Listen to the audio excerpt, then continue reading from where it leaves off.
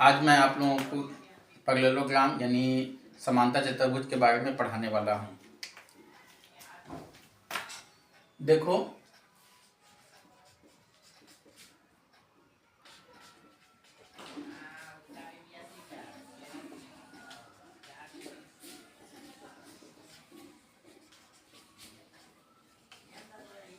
अंग्रेजी में इसको कहते हैं पैरेललोग्राम।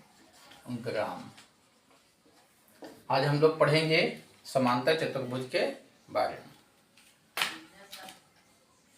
देखो बच्चों, समांतर चतुर्भुज में भी 4 भुजाएं होती हैं। ये भी एक प्रकार का चतुर्भुज होता है। इसमें भी 4 भुजाएं होती हैं।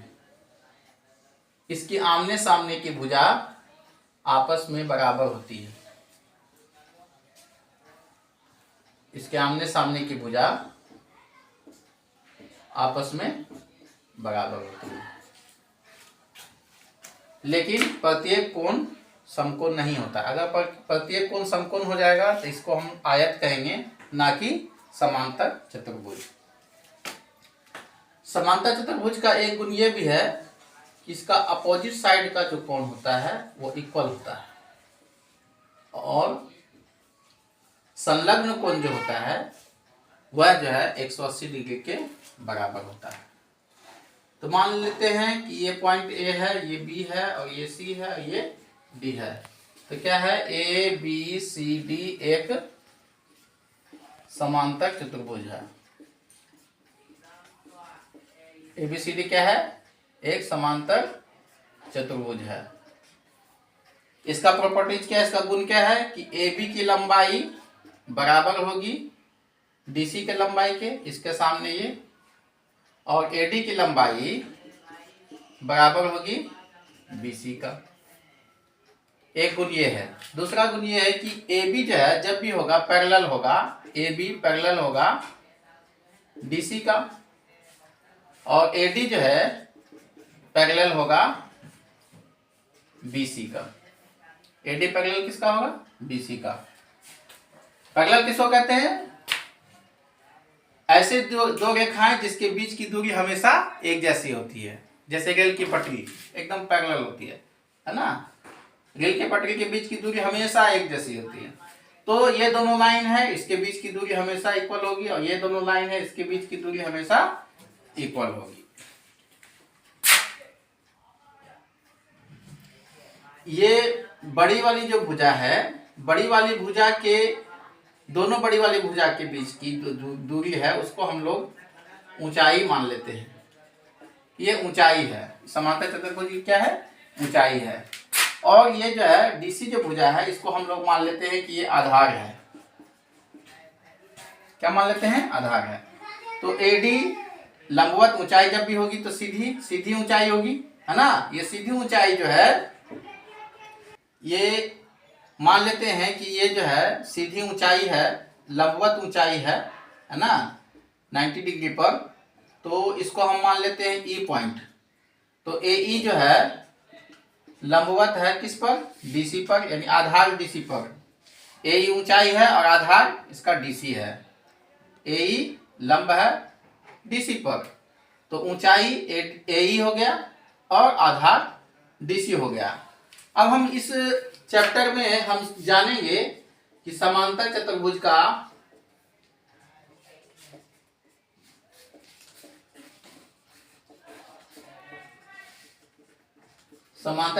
की परिमिति,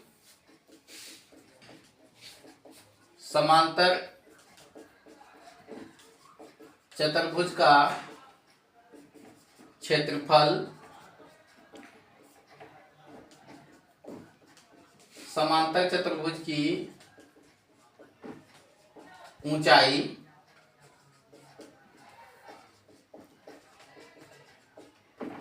किस प्रकार ज्ञात करेंगे।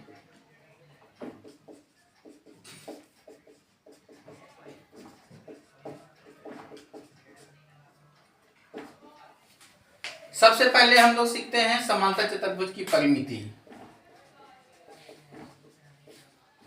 समांतर चतुर्भुज की परिमिति। मान लेते हैं कि ये जो लंबी भुजा है इसको हम ए मान लेते हैं, यानी ए से बी तक जो लंबी भुजा है उसको ए मान लेते हैं, और जो छोटी भुजा है उसको हम बी मान लेते हैं, स्मॉल बी और स्मॉल ए।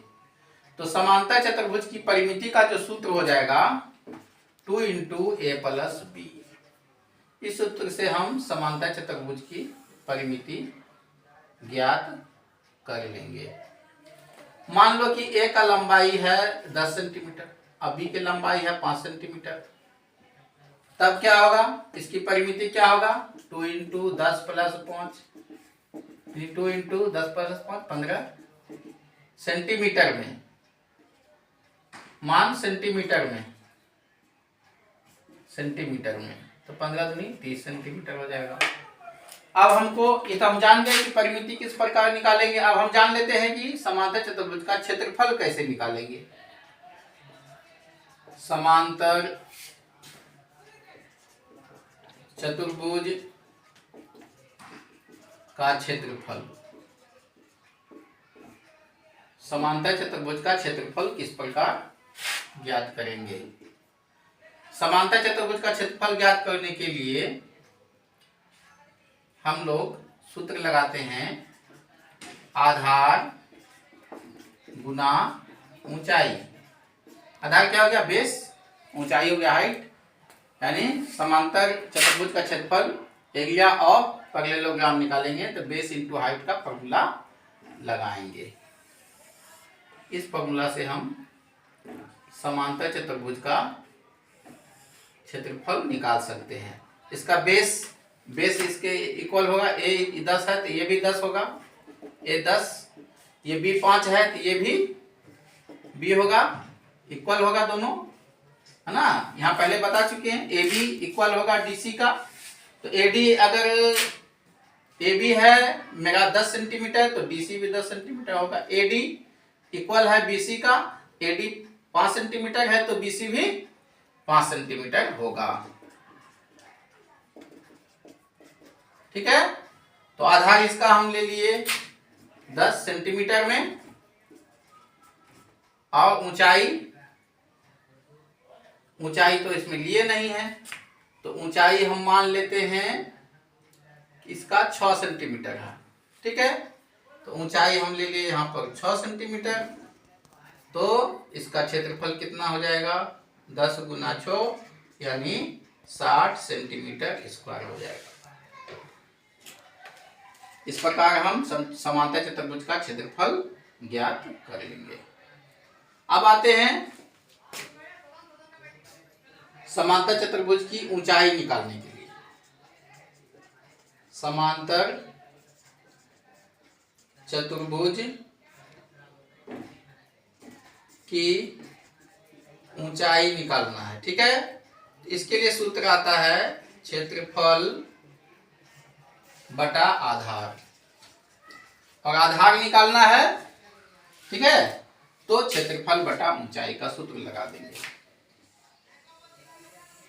ये सूत्र हो गया समांतर चतुर्भुज की ऊंचाई निकालने का।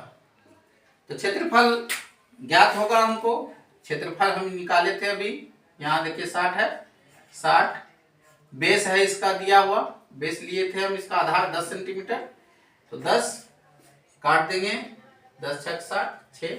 इस तरह से हम समांतर चतुर्भुज का ऊंचाई हमको दिया नहीं रहेगा तो हम ऊंचाई क्षेत्रफल से निकाल सकते हैं। इस प्रकार हम आज सीखे कि समांतर चतुर्भुज में कितने गुण होते हैं, क्या क्या गुण होते हैं, है ना। समांतर चतुर्भुज के आमने सामने की भुजा बराबर होती है और समानांतर होती है।